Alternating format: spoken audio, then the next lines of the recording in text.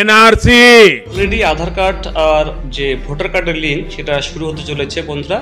আপনারা প্রত্যেকে জেনেছেন যে এর আগে ফর্ম 6B ছিল, যেখানে অনেকেই অনলাইনে ফর্ম ফিল আপ করেছিলেন আধার কার্ড লিঙ্কের জন্য, সেটা কিন্তু আসলে লিঙ্ক ছিল না।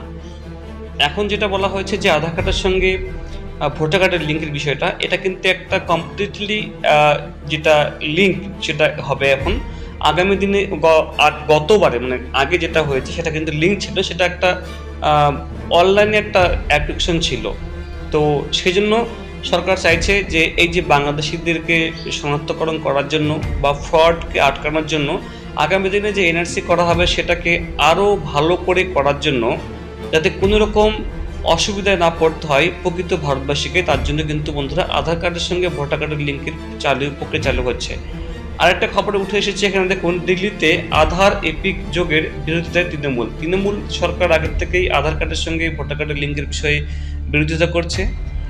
আপনারা এটা কমেন্ট অবশ্যই করবেন কেন করতে যাই নাবে। তো সরকার বলছে যে আধার কার্ডের সঙ্গে ভোটার কার্ডের লিঙ্ক করতে হবে, তাহলে কিন্তু সব কিছু ধরা পড়ে যাবে, অর্থাৎ কেউ জালিয়াতি করতে পারবে না। যদিও আধার কার্ড এবং ভোটার কার্ড এনআরসি প্রমাণ করার জন্য কোনো মান্যতা নেই, শুধুমাত্র বার্থ সার্টিফিকেট দেখাতে হবে বা 1971 সালের আগের দলিল দেখাতে হবে, অথবা 1971 সালের আগের দলিল না থাকলেও আপনাকে 1971 সালের আগে কোনো রকম কোনো ডকুমেন্ট আপনাকে শো করতে হবে যে আপনি আপনার ভারতীয়, আপনি আপনার বংশধর বাপ ঠাকুরদাদার বংশধর রয়েছে, এবং আপনার 1971 সালের ভোটার লিস্ট, 1951 সালের এনআরসি লিস্টের নাম, এই সমস্ত কিছু আপনাকে দেখালেও কিন্তু বন্ধুরা চলবে। এবার যেটা বলা হচ্ছে দেখুন বন্ধুরা, আধার কার্ডের সঙ্গে ভোটার পরিচয়পত্রর সংযুক্তকরণ চলবে না। শুক্রবার ভারতের মুখ্য নির্বাচন কমিশনার জ্ঞানেশ কুমারকে স্পষ্ট ভাষায় একথা জানিয়ে দিল তৃণমূল বলছে যে আধার কার্ডের সঙ্গে ভোটার কার্ডের লিঙ্কের প্রক্রিয়া চলবে না, এটা বলা হচ্ছে।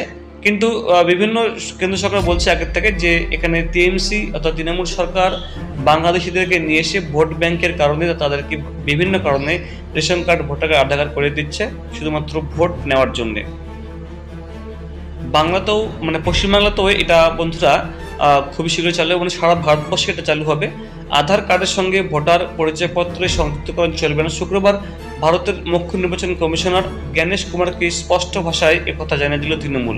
কমিশনের ফুল বেঞ্চের সঙ্গে এদিন সাক্ষাৎ করলো, অর্থাৎ ভারতের যে নির্বাচন কমিশনার আছে যারা ভোটার কার্ড ইস্যু করে, সেখানে তৃণমূলের সংসদীয় দলের প্রতিনিধিরা গিয়েছিল, সেখানে বৈঠক করার পর সেখানে স্পষ্ট করে দিয়েছে যে আমরা অর্থাৎ পশ্চিমবঙ্গের সরকার এটাকে মানছে না।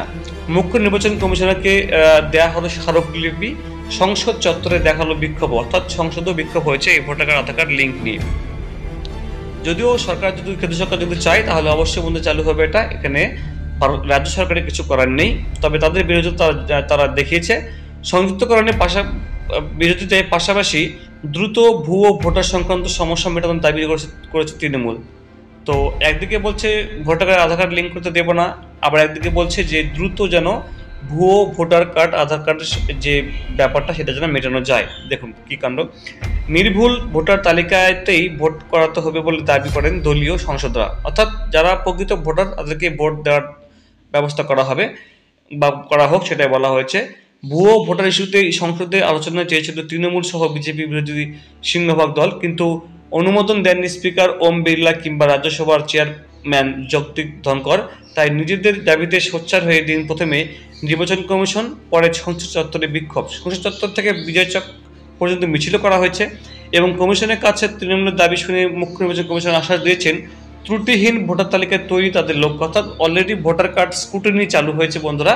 আপনারাও যদি ভোটার কার্ড ঠিকমতো আপডেট না থাকে, আধার কার্ডের সঙ্গে প্যান কার্ডের আধার কার্ড ভোটার কার্ড এবং প্যান কার্ডের তিনটা যাদের নামের মিল থাকে, অবশ্যই কিন্তু বন্ধু সংশোধন করে নেবেন এবং ভোটটা কিন্তু অবশ্যই দেবেন, তাছাড়া কিন্তু নাম কেটে দেওয়া হবে।